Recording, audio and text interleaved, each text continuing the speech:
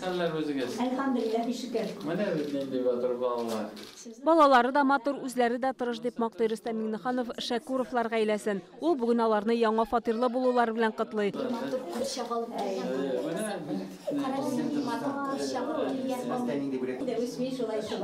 Шәкуровлар гаиләсе моңарчы бер бүлмәле фатирда яшәгән, икенче балалары тугач торакларын зурайтырга уйлыйлар. Хуҗабикә башлангыч сыйныф укытучысы. Үзара киңәшләшкәннән соң социаль ипотека буенча чиратка басканнар. Бер елдан яңа фатирлы да булалар. 86 квадрат метрлы якты өйдә балаларга да үзләренә дә аерым бүлмәләр бар. Бүген безнең ике шатлыклы вакыйга бер көнгә туры килгән көн.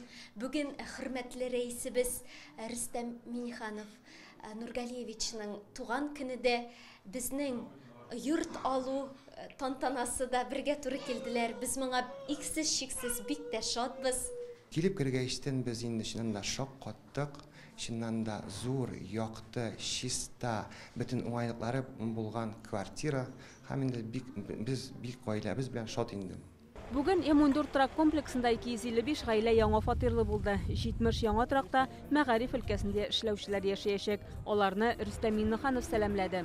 Мәртәбәле хезмәтегез өчен зур рәхмәт. Әлбәттә без гөл безнең укытучыларыбызны искә алабыз. Ну и сегодня вот прекрасный повод 70 квартир для наших учителей, для воспитателей будет представлено в этом прекрасном микрорайоне.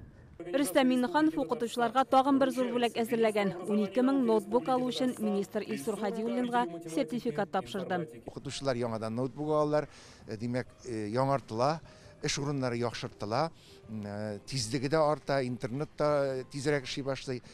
Укытучы өчен, мәгариф системасында эшләүче кешеләр өчен шартлар тудыру ул безнең бурыч һәм аның өчен дә без эшлибез. Укытучылар Рөстәм Миңнехановка зур рәхмәт әйтеп, туган көне белән котладылар.